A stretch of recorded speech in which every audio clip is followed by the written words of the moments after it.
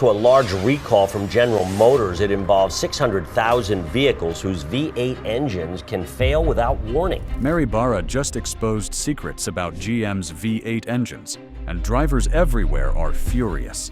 Headlines called it a recall. Thousands of car owners across the country, more than 800,000 GM vehicles are being recalled due to engine failure. Dealerships downplayed it as routine. Shares for General Motors dropping 3.5%, and it comes as GM reports a 40% profit loss for the second quarter. But buried memos reveal something far darker.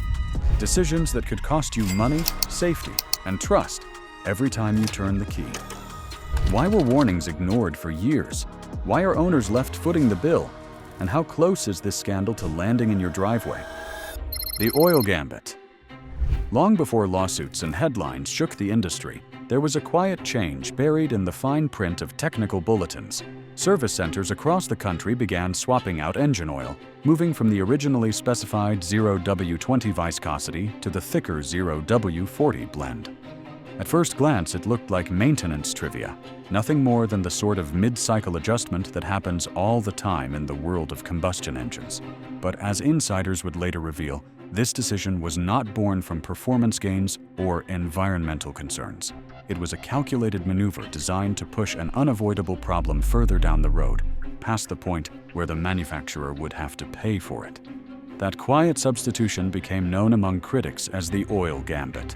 The science sounded convincing when presented in neat laboratory charts. Engineers explained that a heavier oil film could withstand higher thermal stress, cushioning bearings under load and keeping engines alive under extreme towing or high-temperature conditions. In isolation, that argument had merit. A thicker oil can indeed resist breakdown, particularly when mechanical tolerances are under duress. But in practice, the change created a series of hidden costs that landed squarely on the shoulders of everyday owners. The first was simple fuel economy. Engines designed to sip lighter oil suddenly had to churn through something thicker, and that drag translated into lost miles per gallon. Drivers who once averaged 18 miles per gallon began reporting 15 or even lower. Across a lifespan of 150,000 miles, that 3-mile drop at the pump translated into thousands of extra dollars spent, a burden never mentioned in the glossy recall letter. The second hidden cost was reputation. Automotive databases, dealership software, and even third-party resale trackers began flagging trucks and sport utility vehicles with the updated 0W40 specification. What was meant as protection turned into a scarlet sticker. A $70,000 investment instantly carried suspicion on the used market. Families trying to trade in their vehicles discovered offers slashed by thousands, all because of a factory-mandated oil switch that never addressed the deeper mechanical flaw. In online forums, owners vented their frustration, posting photographs of altered oil caps and manuals stamped with new viscosity charts, visual proof that their machines had been compromised at the source. What made the oil gambit so insidious was the illusion of progress it created. On the surface, it looked like decisive engineering, but beneath it lay a strategy of delay. Every quart of thicker oil poured into an engine was less about protection and more about buying precious corporate time. Critics argued the real purpose was never to extend engine life indefinitely, but to delay catastrophic failure until after warranties expired. By thickening the oil film, the engines could limp further, buying corporate accountants a cushion while leaving consumers exposed. In that reading, the oil gambit was less about engineering resilience and more about financial triage. Protect the balance sheet today and let the customer pay tomorrow. It was a short-term fix with long-term consequences, and for many it became the ultimate symbol of misplaced priorities. Secrets like these rarely stay buried forever. One minor adjustment in viscosity charts eventually unraveled into congressional scrutiny, class action lawsuits, and a full-blown trust crisis. And as that trust eroded, another layer of hidden truth began rising to the surface, a secret even more unsettling than a swapped oil cap. If this breakdown of hidden truths is opening your eyes, hit that like button right now so more drivers see it, and drop a comment below. Share your experience or thoughts, because your story strengthens this conversation. Buried engineering warnings. Whispers began not in boardrooms or showrooms, but in the quiet corners of engineering departments where blueprints met hard reality. Within those cubicles, men and women whose entire careers were built on tolerances, measured in thousandths of an inch, began to see data that troubled them deeply. Their simulations and teardown reports revealed crankshafts that were out of alignment, bearings showing premature scarring, and lubrication passages that clogged when engines were stressed under heat. These findings were not vague suspicions scribbled on napkins. They were documented in internal memos, flagged in quality control audits, and debated in late-night meetings where voices grew sharp with urgency. What they found was clear. The engines were not living up to their promised lifespan, and the failures were not rare anomalies, but repeating patterns. Those patterns stretched back further than most people realized. As early as 2022, engineers highlighted abnormal thermal expansion during heavy hauling tests. They warned that bearing clearances were being eaten alive by heat cycles, leaving rod journals starved of lubrication. By 2023, warranty claims were stacking high enough to show undeniable evidence that these were not isolated incidents. Yet when these reports climbed the ladder, the reaction was not immediate redesign or production halts.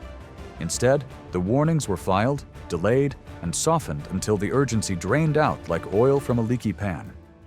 The consequences of ignoring such early warnings were catastrophic for trust. For every engine that seized without warning, there had once been a slide deck projecting the risk. For every stranded family, there had once been a laboratory chart showing bearings failing under stress loads. The knowledge existed, and it was not hidden in secret vaults. It sat on desks, passed through committees, and was discussed in conference calls. Choosing not to act was not the absence of data. It was the burial of engineering truth beneath layers of corporate caution. A chilling truth followed these revelations. The very people paid to safeguard durability had been sidelined in the name of caution. Their data was clear, their warnings were precise, yet bureaucracy and profit turned urgent alarms into muffled whispers. This betrayal of professional integrity deepened the anger of owners who realized that safety had been sacrificed long before a single recall letter was mailed. Those who raised the alarms were not conspiracy theorists, but seasoned professionals with decades of experience in metallurgy, lubrication science, and powertrain durability. They were men and women who had built their reputations designing reliable engines that once defined American strength. To watch their warnings ignored was demoralizing, and some quietly left, carrying with them stories that only later surfaced in depositions and leaked documents. When lawsuits finally dragged these buried warnings into the open, the picture that emerged was not of sudden surprise, but of deliberate delay. Charts stamped with dates from 2002 and 2002 and 3 revealed exactly when the trouble was known. Memos showed how language was softened, how the phrase catastrophic failure was swapped for potential wear, and how silence became the chosen strategy. Ignoring data does not erase reality. Eventually, the truth roars louder than any corporate silence. And just as those hidden memos surfaced, another layer of the scandal was waiting to be uncovered. One tied not just to ignored warnings, but to the cruel game of timing that left owners holding the bill. Warranty roulette. In the world of automotive ownership, nothing looms larger than the ticking clock of a warranty. It is sold as a shield, a promise that if the machine falters before a certain threshold of years or miles, the manufacturer will step in to cover the damage. Yet hidden inside that promise was a brutal gamble, one that left countless owners staring at repair bills that could wreck household finances. The gamble became known among critics as warranty roulette, a cruel game of timing where the difference between coverage and catastrophe could be a single mile or a single day. The official terms sounded generous on paper. Buyers were told they had 5 years or 60,000 miles of powertrain protection. For many, that felt like a safety net wide enough to inspire confidence. But as engines began seizing with little or no warning, a pattern emerged. Failures clustered at 61,000 or 62,000 miles, sometimes at 63,000. In other words, just beyond the invisible line where corporate responsibility ended and consumer responsibility began. It was as though the machines had been programmed with an internal countdown, waiting until the warranty expired before surrendering to the flaw. Owners caught on quickly. and forums filled with bitter jokes about engines equipped with self-destruct timers. The financial stakes were staggering. Replacement engines carried price tags of $15,000 or more before labor and rental expenses were even considered.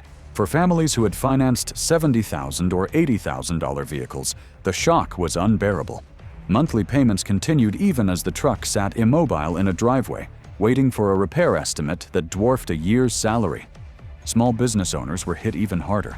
Contractors relying on fleets discovered that a single failure could cancel jobs, erode contracts, and undermine reputations. Warranty roulette was not an abstract problem. It was missed paychecks, canceled deliveries, and families scrambling to adjust budgets already stretched thin. What made the situation worse was the inconsistency of relief. Some fortunate owners reported that regional managers offered partial goodwill repairs, covering part of the cost even beyond 60,000 miles. Others, however, were turned away with a curt explanation: out of coverage. This inconsistency only deepened the sense of betrayal. If the failures were rare, uniform policies might have seemed reasonable, but when thousands of identical cases flooded online communities, the patchwork of responses looked less like fairness and more like selective generosity designed to limit corporate exposure. For many, the lesson was searing. Warranties that once felt like lifelines now resembled ticking clocks. Every trip past 50,000 miles carried a creeping dread. Every oil change brought the question: will the engine hold until the warranty dies, or will it collapse after, leaving the owner abandoned? That anxiety transformed loyal customers into skeptical critics, fueling anger that would not stay confined to service bays or online threads. And with the roulette wheel still spinning, attention soon shifted from the length of coverage to the timelines of knowledge. If engines were failing so predictably, when did the company first know? And why did it wait so long to act? Timeline games.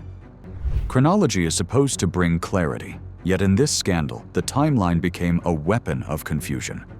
The official record claimed that the first indications of crankshaft and bearing defects surfaced in early 2004, that internal committees reviewed data through spring, and that by April of 2025, the situation had escalated into a full recall. To the casual observer, this sequence sounded deliberate and responsible. The company appeared to have discovered a defect, studied it, confirmed the risk, and then acted with precision. But when owner stories and leaked documents entered the conversation, the neat chronology unraveled into something far murkier, a clash of dates and testimonies that cast doubt on the entire narrative.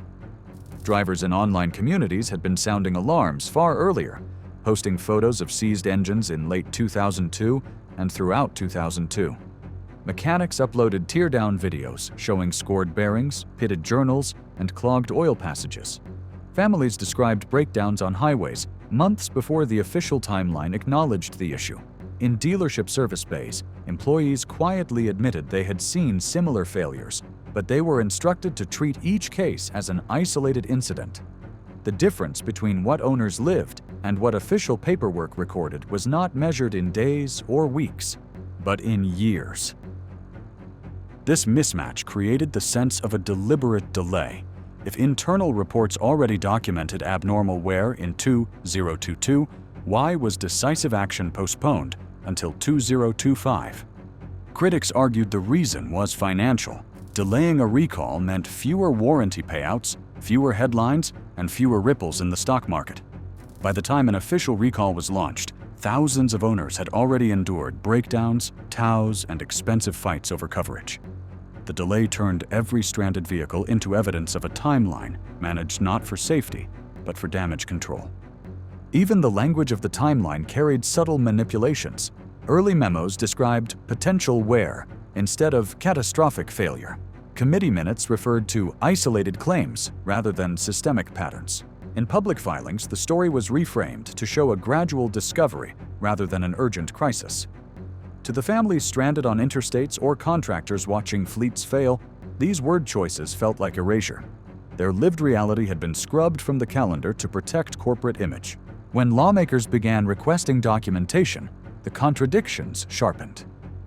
Congressional staff pointed to owner complaints logged with the National Highway Traffic Safety Administration in 2002.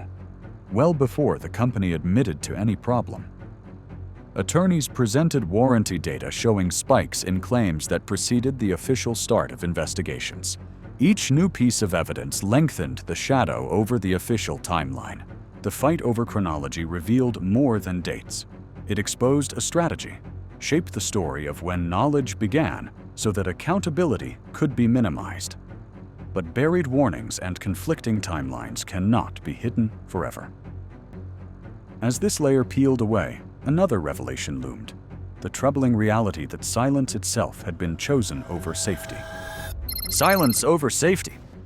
In every great industrial controversy, there comes a moment when leadership must decide whether to speak loudly or stay silent. In this scandal, the choice was silence, and that silence proved devastating. Owners were experiencing engines that locked without warning, sometimes after only a few months of use, and yet there was no sweeping bulletin, no urgent call to dealerships, no mass communication campaign that could have warned drivers of the dangers ahead. Instead, customers were met with carefully chosen words, with reassurances that their failures were isolated, that their maintenance might have been questionable, and that no systemic risk existed. This deliberate quiet allowed production lines to keep humming, but it left ordinary families stranded on highways, wondering why their loyalty was rewarded with indifference. The strategy of silence did not appear overnight. It was shaped by committees, crafted by communications teams, and executed by dealerships that were instructed to handle each breakdown as if it were an unrelated event. In practice, this meant thousands of people lived the same nightmare, but they were told they were alone. One driver waiting for a tow in the middle of winter might believe he was unlucky. Another contractor watching his work truck die at 62,000 miles might think maintenance schedules had betrayed him. But in reality, these stories formed a chorus intentionally muted by silence from the top. The psychological impact was enormous. Customers who had believed in the rugged reliability of their engines began to doubt themselves. They were told by service managers that perhaps the oil had not been changed on time, or that perhaps towing loads were too heavy, or that perhaps fuel quality had played a role. In truth, the deeper flaw had nothing to do with owner behavior. It lay in misaligned crankshafts, scarring bearings, and clogged oil passages. But by silencing the systemic nature of the issue, blame was shifted onto those who had trusted the brand most. This silence also protected financial interests. Every month without an official recall meant fewer warranty claims, fewer headlines, and fewer investors asking difficult questions. In the short term, the strategy seemed to work. Production continued, sales remained strong, and quarterly reports showed resilience. But beneath that calm exterior, frustration grew. Online forums swelled with testimonies, photographs, and detailed records of failures. Mechanics shared tear-down videos revealing catastrophic wear after fewer than 20,000 miles. Each voice that was silenced in the service bay found a megaphone on the internet, building a digital archive that the corporation could not mute. Eventually, lawmakers and regulators took notice. When silence collides with undeniable evidence, it no longer looks like caution. It looks like concealment. And once concealment enters the conversation, reputational damage grows faster than any engine failure rate. What began as a decision to withhold information soon became the symbol of misplaced priorities. Silence over safety defined not just the recall, but the culture that allowed it. And from that silence emerged a new truth, one tied to the protective shield presented to the public as a fix, but revealed to be something far less. If you've stayed with me this far, you know these secrets go deeper than headlines. Subscribe now so you never miss the next chapter, because the upcoming revelations will shake everything you thought you knew about trust and safety. The public shield. There are times when the remedy offered is not a cure, but a disguise. And in this scandal, the so-called fix became nothing more than a public shield. When the recall instructions were finally released, many expected redesigned components, reinforced bearings, or even buyback programs. Instead, the solution presented to owners was deceptively simple. Drain the original 0W20 oil and refill with the thicker 0W40 specification. Oil caps were swapped, Manuals updated, and service centers affixed stickers that announced compliance. On paper, it looked like a technical adjustment rooted in science. In reality, it was a shield meant to deflect outrage while buying time, a patch designed to protect corporate image more than the drivers who trusted their machines. Laboratory data was used to justify the move. Charts showed that under heat stress, the thicker viscosity offered better film strength and could delay catastrophic wear. Executives could point to this evidence and argue they had acted responsibly. Yet that evidence existed only in controlled conditions, far removed from the real world of towing trailers up mountain grades, idling through heavy traffic, or hauling loads in 100-degree heat. Outside the laboratory, the change in oil carried consequences that were impossible to ignore. Fuel efficiency dropped, with some owners reporting 3 fewer miles per gallon, a shift that over 150,000 miles meant thousands of dollars burned at the pump.